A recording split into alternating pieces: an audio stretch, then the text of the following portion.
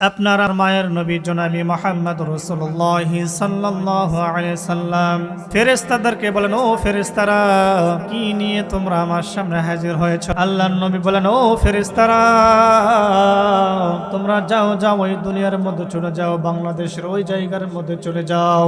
আমার নামে যেই উম্মত গুলো দরুদ পড়তেছে, আমার উম্মত আমাকে কোনোদিন দেখে নাই, আমার জবানের কোনোদিন কথা শুনে নাই, আমার উম্মত গুলো আমাকে না দেখে মহাব্বত করেছে, আমাকে ভালোবেসেছে। আমার জবানের কথা শুনে আমার উম্মত গুলো আমার নামে দরুদ পড়তেছে।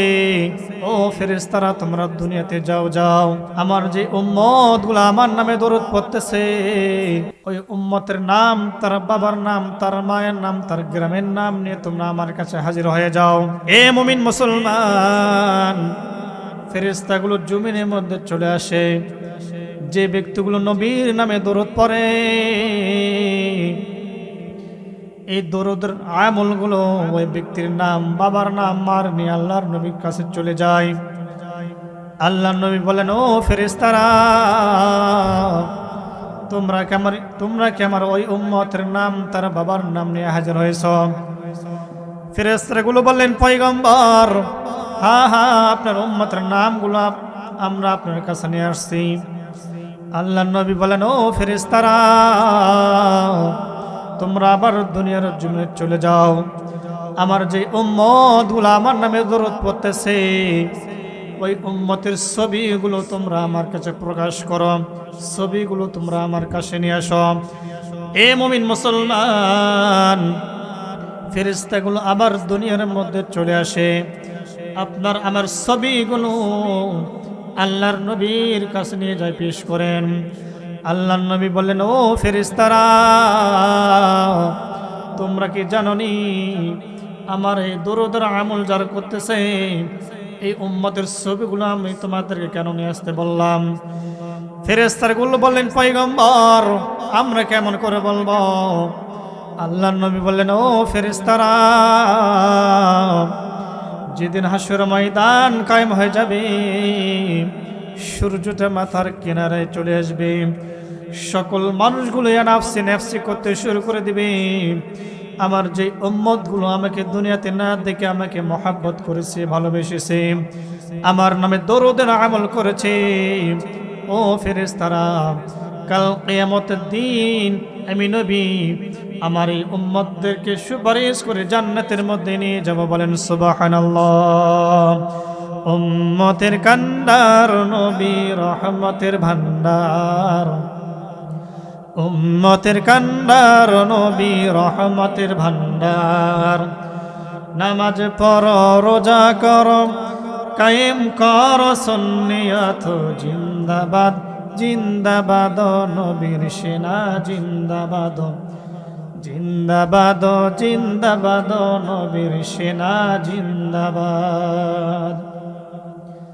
তাহলে সেই নবীর নামে দরুদ পড়া দরকার আছে না নাই? একটু কথা বলেন, আছে না নাই? তাহলে দরুদ পড়লে লাভ কি? যে ব্যক্তি দরুদ পড়ে, আল্লাহ পাক রব্বুল আলামিন তার উপর রহমত নাজিল করে। কি নাজিল করে? রহমত নাজিল করে। যে ব্যক্তি দরুদ পড়ে, জান্নাতে যাওয়ার পথ আল্লাহ তাআলা তার সোজা করে দেন। বলেন সুবহানাল্লাহ। আচ্ছা বলেন তো দেখি, এই পৃথিবী কে সৃষ্টি করেছেন? কথা বলেন, কে সৃষ্টি করেছেন? জমিন আসমান কে সৃষ্টি করেছেন? আল্লাহ কি কোনো ইবাদত করে? কথা বলেন, আল্লাহ কি কোনো ইবাদত করে? কারণ তিনি সকল সৃষ্টিকর্তা, তিনি সব কিছু সৃষ্টি করেছেন। তিনি কি কারো ইবাদত করে, কারো তাসবিহ পড়ে? নয়। কিন্তু একজনের তাসবিহ পড়ে। তিনি কে? ইন্নাল্লাহা ওয়া মালাইকাতাহু ইউসাল্লুনা আলান নবী। আল্লাহ বলতেছেন, হে নবী, আমি রব, আমি আল্লাহ, আমি সারা পৃথিবী সৃষ্টি করেছি, সকল মাখলুকাত আমি আল্লাহ পাক রব্বুল আলামিন সৃষ্টি করেছি। আমি নামাজ পড়ি না, রোজা রাখি না, হজ করি না, যাকাত দিই না, কিন্তু আমি তাসবিহ পড়ি। কার নামে? তুমি মুহাম্মদের নামে আমি তাসবিহ পড়ি। বলেন সুবহানাল্লাহ। যে মহান রব, যে আল্লাহ, যেই নবীর নামে তাসবিহ পড়েন, দরুদ পড়েন, সেই নবীর উপর কি আমরা দরুদ পড়তে পারি না? কথা বলেন, পারি না? দরুদ পড়লে জান্নাতে যাওয়ার রাস্তা আল্লাহ তাআলা আগায়ে দেন। বলেন সুবহানাল্লাহ। এই জন্য বেশি বেশি দরুদের আমল করা। কিসের আমল করা? দরুদের আমল করা। আল্লাহ রসুল সাল্লাল্লাহু আলাইহি সাল্লাম যখন মক্কার জমিনে দ্বীনের দাওয়াতের উদ্দেশ্যে বের হয়ে গেলেন, কোরআনের দাওয়াত যখন মানুষের সামনে দেওয়া শুরু করে দিলেন, আবু জেহেল, উতবা, শাইবা, মুগীরা সকলেই বিরোধিতা শুরু করে দিল। কি করা শুরু করে দিল? বিরোধিতা শুরু করে দিল। আল্লাহ নবী সাল্লাল্লাহু আলাইহি সাল্লাম প্রতিনিয়তই কোরআনুল কারীম তেলাওয়াত করতেন। কি করতেন? যেমন এখানে আপনাদের একটা মাদ্রাসা আছে, সুমাইয়াতুল জান্নাত হাফিজা কওমি মহিলা মাদ্রাসা আছে না? এখানে প্রত্যেক দিন আপনার ছেলেমেয়েরা কোরআনুল কারীম তেলাওয়াত করতেছে। আপনি ফজর নামাজ পড়েন আর না পড়েন, কিন্তু এই বাচ্চাগুলো কোরআনুল কারীম তেলাওয়াত করে ফজর আগ থেকে নিয়ে। কিন্তু আপনি ফজর নামাজ অনেক সময় মিস করেন, কিন্তু এই বাচ্চাগুলো কখনো মিস করে না। তার সর্বক্ষণ কোরআনুল কারীম তেলাওয়াত করতেছেই। এই জায়গার মধ্যে রহমত নাযিল হইতেছে, বলেন সুবহানাল্লাহ। এমনি আল্লাহ রাসূল সাল্লাল্লাহু আলাইহি সাল্লাম যখন কোরআনুল কারীম তেলাওয়াত করতেন, আবু জেহেল, উতবা, শাইবা, মুগীরা সকলেই আল্লাহ নবীর কোরআনুল কারীম তেলাওয়াত শোনার জন্য বাড়ির চারপাশে এসে ঘিরে ধরতেন। আবু জেহেল একদিন চিন্তা করলো যে মুহাম্মদের যেই কিতাব থেকে তিনি তেলাওয়াত করেন এত সুন্দর লাগে, মধুর লাগে, সকলেই সেখানে শুনতে যায়, না এটা বন্ধ করতে হবে। তিনি ঘোষণা দিলেন যে এখন থেকে মুহাম্মদ যে কিতাব তেলাওয়াত করে, যেই বাড়ির মধ্যে কিতাব তেলাওয়াত করে, এই বাড়ির আশপাশ আর কেউ যাইতে পারবে না। যদি যায় তাহলে তার জন্য শাস্তির ব্যবস্থা করা হবে। পরের দিন আল্লাহর নবী ফজর নামাজের পর যখন কোরআনুল কারীম থেকে তেলাওয়াত করতেছিলেন, এমন তো অবস্থায় যে আবু জেহেল সকলকে নিষেধ করেছিল, ওই আবু জেহেলই আগে আল্লাহর নবীর কোরআনুল কারীম তেলাওয়াত শোনার জন্য বাড়ির পাশে এসে দাঁড়িয়ে আছেন, বলেন সুবহানাল্লাহ। কারণ এই কোরআনুল কারীম আমি একরকম বলবো একরকম লাগবে, আরেকজন বলবে আরেক রকম লাগবে, কি ঠিক না? এক একজনের কণ্ঠ এক এক রকম, কখনো খারাপ লাগে, কথা বলে না, খারাপ লাগে। যত হুজুর বলে একজন বলবে একরকম, আরেকজন বলবে আরেক রকম। যেমন এই জিহ্বা, এই কি জিহ্বা, শুকটি মাছের একটি স্বাদ, বড় মাছের আরেকটি স্বাদ। আপনি পাঙ্গাস মাছের একটি স্বাদ, তেলাপিয়া মাছের আরেকটি স্বাদ। এর থেকে বড় স্বাদ হচ্ছে শুকটি মাছের ভর্তা হয় একটা, দেখছেন? খাইছেন? এই ভর্তা যদি খান তাহলে সারা দিন মনে থাকবে। তাহলে এই জিহ্বার মধ্যে আপনি যে কোনো জিনিস দিলে জিহ্বা বলতে পারে এটা কি মাছ, বলতে পারে কি পারে না? প্রথম পারে কি পারে না? পারে। এক একজনের কণ্ঠকে আল্লাহ তাআলা একরকম করে দিয়েছেন। এই জন্য যেই হুজুর যেভাবে কথা বলে, যেই হুজুর যেভাবে তেলাওয়াত করে, তার তেলাওয়াতটা শুনতেও ভালো লাগে। আল্লাহ রাসূল সাল্লাল্লাহু আলাইহি সাল্লাম কোরআনুল কারীম তেলাওয়াত করতেছিলেন, আবু জেহেল এসে তিনি কোরআনুল কারীম তেলাওয়াত শুনতেছিলেন, বলেন সুবহানাল্লাহ। এমন তো অবস্থায় আবু জেহেল দেখলো এখন তার মুহাম্মদকে এখানে রাখা যাবে না, কারণ ধীরে ধীরে দিনের দাওয়াত বেশি হয়ে যাইতেছে, মানুষ মুসলমান হয়ে যাইতেছে। মক্কাতে অ্যালার্ট করে দিল যে মুহাম্মদকে যেখানেই পাবা সেখানে কতল করে দিবা। আল্লাহ পাক রব্বুল আলামিন জিবরাইল আলাইহিস সালামের মাধ্যমে বলে দিলেন, মুহাম্মদ এবার আপনি মক্কা থেকে মদিনায় হিজরতে চলে যান। কোথায় যাচ্ছেন? মক্কা থেকে মদিনার হিজরতের জন্য চলে যাচ্ছেন। সঙ্গে আছে একজন সাহাবী, তিনার নাম হচ্ছে আবু বকর সিদ্দিক রাদিয়াল্লাহু তাআলা আনহু। কি নাম? একটু জোরে বলেন, কি নাম? আবু বকর সিদ্দিক রাদিয়াল্লাহু তাআলা আনহু। আল্লাহর নবী সাল্লাল্লাহু আলাইহি সাল্লাম আবু বকর সিদ্দিক রাদিয়াল্লাহু তাআলা আনহুকে নিয়ে মক্কা থেকে মদিনার উদ্দেশ্যে রওনা দিলেন। হাঁটি হাঁটি পা পা করে মক্কা থেকে মদিনার উদ্দেশ্যে রওনা দিলেন। এ মুমিন মুসলমান, আমার নবী যে রহমত, কেমন রহমত, এই জন্য ঘটনা আপনাদের সামনে উপস্থাপন করতেছে। রে মুমিন মুসলমান, আল্লাহর নবী সাল্লাল্লাহু আলাইহি সাল্লাম মক্কা থেকে মদিনার উদ্দেশ্যে যাইতেছেন, হাঁটি হাঁটি পা পা করে যাইতেছেন। আবু বকর রাদিয়াল্লাহু তাআলা আনহু নজর করে দেখেন আল্লাহর নবী পাথরের উপর পা দিচ্ছে। পাথরের উপর পা দেওয়ার সঙ্গে সঙ্গে পাথরগুলো তুলার চাইতে নরম হয়ে যাইতেছে, বলেন সুবহানাল্লাহ। কি হইতেছে? পাথরে পা দেওয়ার সঙ্গে সঙ্গে পাথরগুলো তুলার চাইতে নরম হয়ে যাইতেছে। শুধু তাই নয়, আবু বকর সিদ্দিক রাদিয়াল্লাহু তাআলা আনহু নজর করে দেখেন পাথরগুলো আল্লাহর নবীকে সালাম দিচ্ছেন, আসসালামু আলাইকা ইয়া রাসূলুল্লাহ। আল্লাহর নবী বললেন, পাথর তোমরা সালাম দিলা কেন জানতে চাই। পাথর উত্তর দিলেন, পয়গম্বর আপনি কি মনে করেছেন আপনি কি শুধু মানুষের নবী? না না, আপনি আমাদেরও নবী। আল্লাহ নবী বলেন, পাথর তোমাদের উপর যখন আমার পা পড়তেছে তোমার তুলার চাইতে নরম হয়ে যাইতেছে, কোনো জানতে চাই। পাথরগুলো বলেন, পয়গম্বর আপনি হচ্ছেন রাহমাতুল লিল আলামিন, আল্লাহ পাক রব্বুল আলামিন আপনাকে সৃষ্টি না করলে কুল কায়নাত কোনো কিছুই সৃষ্টি করতো না। ইয়া রাসূলুল্লাহ আপনি যখন পা আমাদের পাথর উপর দিচ্ছেন, আমরা পাথরগুলো হচ্ছে শক্ত, পাথর উপর যদি আপনার পা পড়ে পায়ে আপনি আঘাত পাবেন, ফসকা পড়বে। এই জন্য আমরা পাথরগুলো আপনার পা যখন পাথর উপর পড়তেছে আমরা পাথরগুলো তুলার চাইতে নরম হয়ে যাইতেছি। বলেন সুবহানাল্লাহ। আবু বকর সিদ্দিক রাদিয়াল্লাহু তাআলা আনহু নজর করে দেখেন, গাছগুলো নবীজি সাল্লাল্লাহু আলাইহি সাল্লামকে হেলে হেলে সালাম দিচ্ছেন। সুবহানাল্লাহ বলেন। আল্লাহর নবী বললেন, ও গাছ ও বৃক্ষ তোমরা সালাম দিচ্ছ কেন জানতে চাই। বৃক্ষ বললেন, পয়গম্বর আপনি কি মনে করেছেন আপনি কি শুধু পাথরের নবী, মানুষের নবী, জিনের নবী? না না, আপনি তো আমাদের গাছের নবী। এই জন্য আমরা আপনাকে সালাম দিচ্ছি, আমরা আপনাকে সম্মান করতেছি, শ্রদ্ধা করতেছি। এ মুমিন মুসলমান, এই কোরআনের দাওয়াত নিয়ে আপনার আমার মায়ের নবী জনাবি মুহাম্মদ রাসূলুল্লাহ সাল্লাল্লাহু আলাইহি সাল্লাম তায়েফের ময়দানে চলে গেলেন। আবু জেহেল তার চেলা চামুন্ডাদেরকে বললেন, ওই যে মুহাম্মদ যাইতেছে, পাগল যাইতেছে, ওই পাগলকে যদি তোমরা রক্তাক্ত করতে পারো, ওই পাগলকে যদি তোমরা আঘাত করতে পারো, তোমাদের জন্য আমি কিছু ব্যবস্থা রেখেছি, তোমাদের জন্য পুরস্কারের ব্যবস্থা রেখেছি। মক্কার যুবক ছেলেপেলেগুলো আল্লাহর নবী সাল্লাল্লাহু আলাইহি সাল্লামকে পাথরকে পরাশর করে দিল। এই মুমিন মুসলমান, একবার নয়, দুইবার নয়, তিনবার জমিনের মধ্যে আপনার আমার মায়ের নবী জনাবি মুহাম্মদ রাসূলুল্লাহ সাল্লাল্লাহু আলাইহি সাল্লাম জমিনের মধ্যে বেহুশ হয়ে গেলেন। দূর থেকে যায়েদ রাদিয়াল্লাহু তাআলা আনহু নজর করে দেখেন, আল্লাহর নবী সাল্লাল্লাহু আলাইহি সাল্লামকে মক্কার কাফিরগুলো, যুবকগুলো পাথর নিক্ষেপ করতেছে। যায়েদ রাদিয়াল্লাহু তাআলা আনহু আল্লাহর নবীর কাছে চলে গেলেন। গিয়ে দেখেন আল্লাহর নবী হুঁশ হারিয়ে গিয়েছেন, জমিনের মধ্যে শুয়ে আছেন, পায়ের সাথে জুতাটা আটকায় গিয়েছেন। মক্কার যুবকদেরকে বলেন, ও যুবক ছেলেপেলেরা, নবী তো তোমাদের কোনো ক্ষতি করে নাই, তাহলে মুহাম্মদকে তোমরা পাথর নিক্ষেপ করতেছে কেন?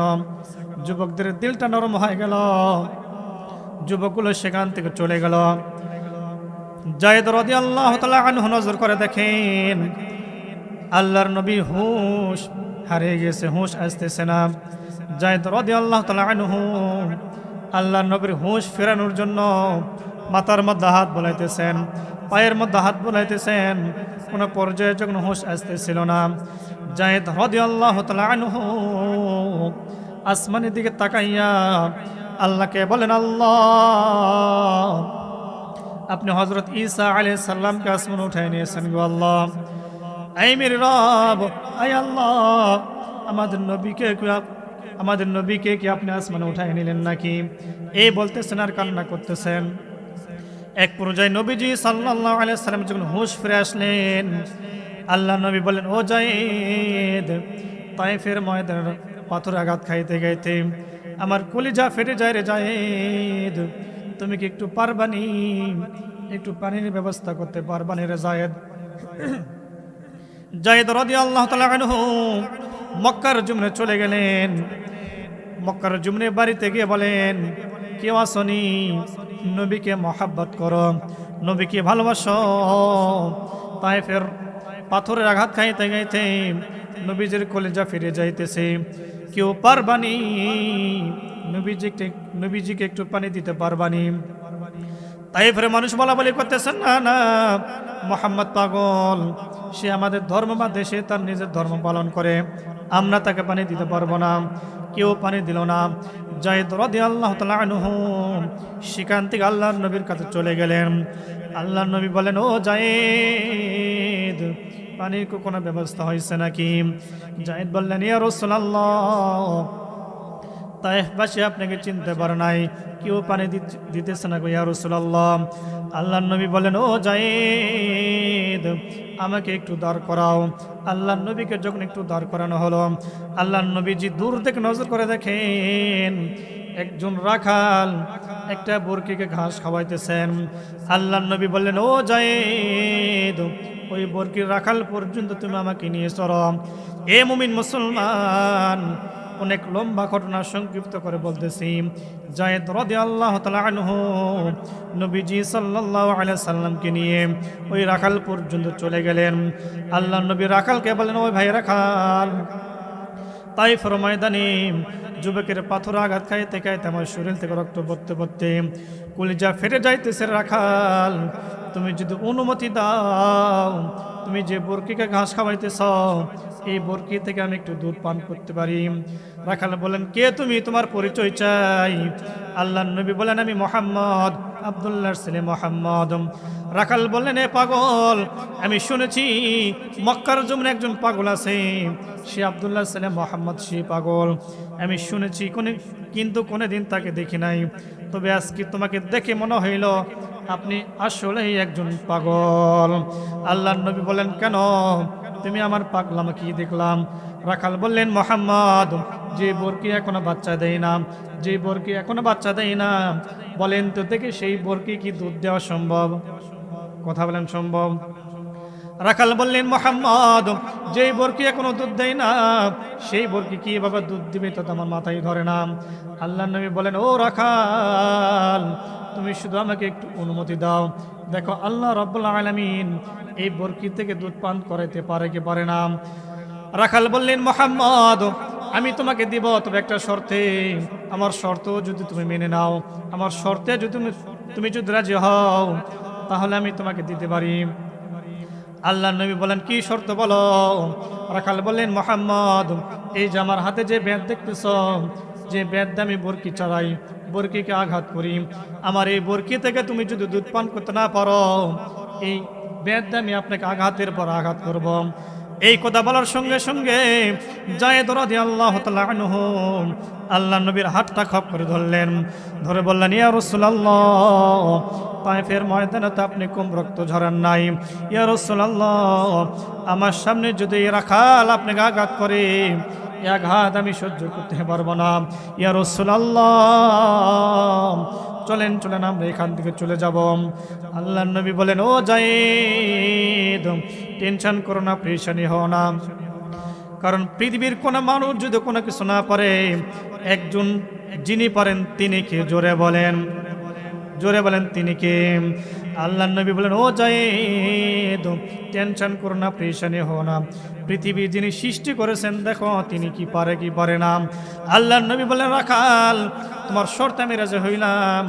আল্লাহর নবী বরকিকে ডাক দিলেন। মুমিন মুসলমান, সিরাত ইবনে হিসাবের মধ্যে আসছে, আল্লাহর নবী যখন বরকিকে ডাক দিলেন, বরকিকে ডাক দেওয়ার সঙ্গে সঙ্গে রাখালের হাত থেকে দৌড় মেরে নবীজির হাতে চলে আসছেন। বলেন সুবহানাল্লাহ। বরকি এসে নামাজের শুরুতে দাঁড়ায় গিয়েছেন।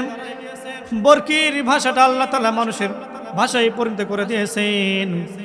আল্লাহ নবী বলেন, বরকি, তুমি তো জানো আমি কে রে বরকি, আমি আর সহ্য করতে পারি না, তৃষ্ণার জন্য আমার কলিজা ফেটে যাইতেছে, তুমি কি পারবানি আমাকে একটু দুধ পান করাইতে পারবানি? বরকি আসমানের দিকে তাকাই আল্লাহকে বলেন, আল্লাহ, তায়েফবাসী চিনে নাই রাহমাতুল লিল আলামিন, আয় আল্লাহ, আমি কিন্তু চিনি, ইয়া রাসূলুল্লাহ, দুধ দেওয়ার তো আমার কোনো ক্ষমতা নাই গো আল্লাহ, আয় আল্লাহ, তবে আপনার কাছে আমি ফরিয়াদ জানাইতেছি, আবদার জানাইতেছি, আয় আল্লাহ, আমার শরীরের মধ্যে যতগুলো রক্ত আছে, এই রক্তগুলো আপনি দুধ বানাইয়া আমার কচি পানির ফোঁটা দিয়ে বের করে দেন, রাহমাতুল লিল আলামিনের কলিজা ঠান্ডা করার সুযোগ দিয়ে দেন। বলেন সুবহানাল্লাহ। মুমিন মুসলমান, বিশ্ব নবী সাল্লাল্লাহু আলাইহি সাল্লাম নবীজির স্তনে বিসমিল্লাহির রহমানির রহিম বলে হাত দিলেন, স্তন থেকে দুধ পান করলেন।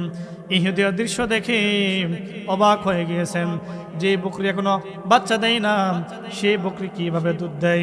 ইহুদির দৃশ্য দেখে রাসূলুল্লাহ সাল্লাল্লাহু আলাইহি সাল্লামের হাতে হাত রেখে বললেন, ইয়া রাসূলুল্লাহ, আমি আপনাকে চিনতে পারি না, আপনি রাহমাতুল লিল আলামিন। ইয়া রাসূলুল্লাহ, আমি এক্ষুনি তওবা করতেছি, আপনার হাতে হাত রেখে আমি তওবা করতেছি, আপনি আমাকে তওবা করাইয়া মুসলমান বানিয়ে দেন। বলেন সুবহানাল্লাহ। বীর মুসলমান ধরো আল কোরআন, ফিরিয়ে আনো সেই হারানো সম্মান। বীর মুসলমান ধরো আল কোরআন, ফিরিয়ে আনো সেই হারানো সম্মান। সেই কোরআন মানা দরকার আছে না নাই? একটু কথা বলেন, আছে না নাই? সুন্নত মেনে না মেনে, সুন্নত বাদ দিয়ে না আমল করেন। কথা বলেন, সুন্নত বাদ দিয়ে না আমল করেন। সুন্নত মেনে নামাজ পড়ে না নামাজ না পড়ে? কথা বলেন, নামাজ পড়ে। নবীজি সাল্লাল্লাহু আলাইহি সাল্লামকে যে শুধু আমরা মহাব্বত করি, ভালোবাসি, এই বিষয়টা এমন নয়। নবীজি সাল্লাল্লাহু আলাইহি সাল্লামকে মহাব্বত করতেন। ইসাব্বিহু লিল্লাহি মা ফিস সামাওয়াতি ওয়াল আরদ ওয়া হুয়াল আজিজুল হাকীম। পৃথিবীতে যত মাখলুকাত আছে, সকল মাখলুকাত এই নবীর নামে দরুদ পড়েন। বলেন সুবহানাল্লাহ। তারাও ভালোবাসেন, তারাও মহাব্বত করেন। শুধু ভালোবাসেন না, মহাব্বত করে না। ভালোবাসা একটা জিনিস, ভালোবাসা প্রকাশ করে একটা জিনিস। তারা ভালোবাসা প্রকাশ করেছেন। কি করেছেন? কথা বলেন, কি করেছেন? প্রকাশ করেছেন। কিভাবে? মহাব্বত করে তারা ভালোবাসা মানুষকে দেখাই দিয়েছেন। যেমন উস্তুমে হান্নানা একটা শুকনা খেজুরের বৃক্ষ আছে। কি আছে? বৃক্ষ। আল্লাহ রাসূল সাল্লাল্লাহু আলাইহি সাল্লাম মসজিদ নববীর মধ্যে মেম্বার উপর দাঁড়াইয়া, তখন মেম্বার ছিল না। মেম্বার বোঝেন? মেম্বার বোঝেন? ইমাম সাহেব যেই জায়গার মধ্যে দাঁড়াইয়া খুতবা দেয়, এটাকে বলা হয় মেম্বার। কি বলা হয়? মেম্বার। তখন মসজিদ নববীর মধ্যে এই মেম্বার ছিল না। একদিন মহিলা সাহাবী আসলেন, তার গোলামকে নিয়ে আসলেন। এসে বললেন, ইয়া রাসূলুল্লাহ, আমার বড় আশা, আমার বড় আকাঙ্ক্ষা, আমি আপনাকে একটা মেম্বার বানায় দিতে চাই, যদি আপনি আমাকে ইজাজত দেন, অনুমতি দিয়ে দেন। আল্লাহ রাসূল সাল্লাল্লাহু আলাইহি সাল্লাম একটু চুপ করে থাকলেন। থাকার পরে বলেন, আচ্ছা ঠিক আছে, আপনি মেম্বার বানায় নিয়ে আসেন। ইয়ামুল জুমার দিন, অর্থাৎ পরের জুমার দিন মেম্বার নিয়ে, ওই গোলামকে নিয়ে ওই মহিলা আল্লাহ নবীর কাছে হাজির হইলেন। আল্লাহ নবী বললেন, ও সাহাবাই কেরাম, এই মেম্বারটা এই জায়গার মধ্যে ফিট করো। আর শুকনা খেজুরের যে বৃক্ষ আছে, অর্থাৎ শুকনা খেজুরের বৃক্ষের উপর দাঁড়াইয়া আপনার আমার নবী ভর করে করে বয়ান করতেন, খুতবা দিতেন। ওই শুকনা খেজুরের বৃক্ষ মসজিদের কিনারা রেখে আসো। আবু বকর সিদ্দিক রাদিয়াল্লাহু তাআলা আনহু শুকনা খেজুরের বৃক্ষ মসজিদের এক কোনারায় রেখে আসলেন। মেম্বারটা ওই জায়গার মধ্যে সিট করলেন। নবীজি সাল্লাল্লাহু আলাইহি সাল্লাম মেম্বার পর দাঁড়ায় দাঁড়ায় বয়ান করতেছিলেন, খুতবা দিচ্ছিলেন। এমন তো অবস্থায় আল্লাহর নবীর কানের মধ্যে গুনগুন করে কান্নার আওয়াজ আসতেছিল। আল্লাহর নবী বলেন, ও সাহাবাই কেরাম, মসজিদের মধ্যে কি কেউ কান্না করে? কোনো বাচ্চা কান্না করে কিনা? সাহাবাই কেরাম রাদিয়াল্লাহু তাআলা আনহু একে অপরের দিকে তাকাইতেছেন, কে কান্না করতেছেন? সাহাবাই কেরাম বললেন, ইয়া রাসূলুল্লাহ, মসজিদের মধ্যে তো কেউ কান্না করে না। আল্লাহর নবী বলেন, ও আবু বকর, মসজিদের বাহিরে থেকে কেউ কান্না করে কিনা? আবু বকর বললেন, ইয়া রাসূলুল্লাহ, মসজিদের বাইরে কেউ কান্না করে না। মসজিদের বাইরে থেকে কেউ কান্না করে না।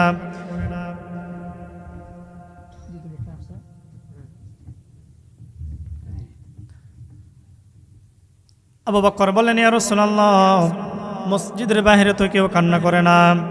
আল্লাহ নবী বলেন, ও আবু বকর, আমার কানের মধ্যে গনগর করে কান্নার আওয়াজ আসতেছে, কে কান্না করতেছে আমি জানতে চাই। আবু বকর রাদিয়াল্লাহু তাআলা আনহু বাইরে চলে আসলেন। এসে দেখেন একটা শুকনা খেজুরের বৃক্ষ মানুষের ভাষায় গনগন করে কান্না করতেছেন। বলেন সুবহানাল্লাহ। আবু বকর বললেন, ইয়া রাসূলুল্লাহ, শুকনা খেজুরের বৃক্ষ গনগন করে কান্না করতেছে।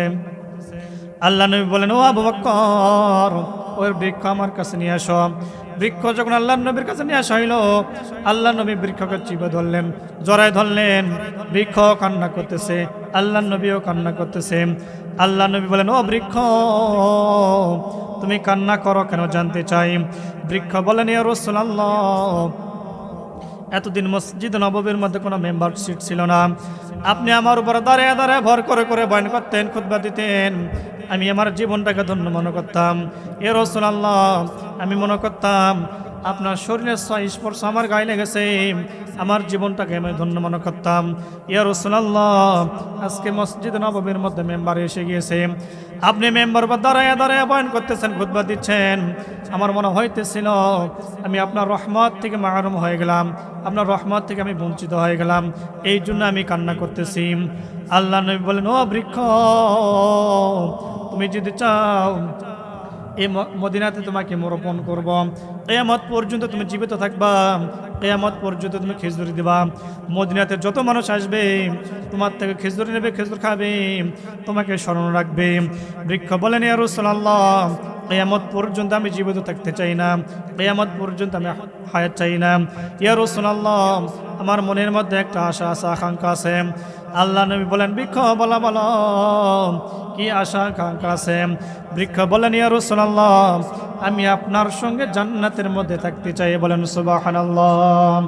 আল্লাহ নবী বলেন, ও আবু বকর, এই শুকনা খেজুর বৃক্ষকে তোমরা নিয়ে যাও। মানুষকে যেভাবে দাফন দেওয়া হয়, কবর দেওয়া হয়, এই বৃক্ষকে তোমরা দাফন দাও, কবর দাও। ও সাহাবায়ে কেরাম, তোমরা মনে রেখো, তোমরা স্মরণে রেখো, যেদিন হাসরের ময়দান কায়েম হয়ে যাবে, আমি আমার এই বৃক্ষকে নিয়ে জান্নাতের মধ্যে প্রবেশ করব। বলেন সুবহানাল্লাহ। তাহলে শুকনা খেজুর বৃক্ষ, যিনি কথা বলতে পারে না, নড়তে পারে না, চলতে পারে না, সে বৃক্ষ নবীজি সাল্লাল্লাহু আলাইহি সাল্লামকে মহাব্বত করেছেন, ভালোবেসেছেন, ভালোবাসাটা তারা প্রকাশ করেছেন। প্রথমেই আমি একটা কথা বলেছি, সেই নবীর উপর বেশি বেশি দরুদ পড়তে হবে। কি পড়তে হবে? কি পড়তে হবে? আল্লাহ পাক রব্বুল আলামিন আমাদেরকে বেশি বেশি সেই নবীর উপর দরুদ পড়ার তৌফিক দান করেন। বলেন আল্লাহুম্মা আমিন।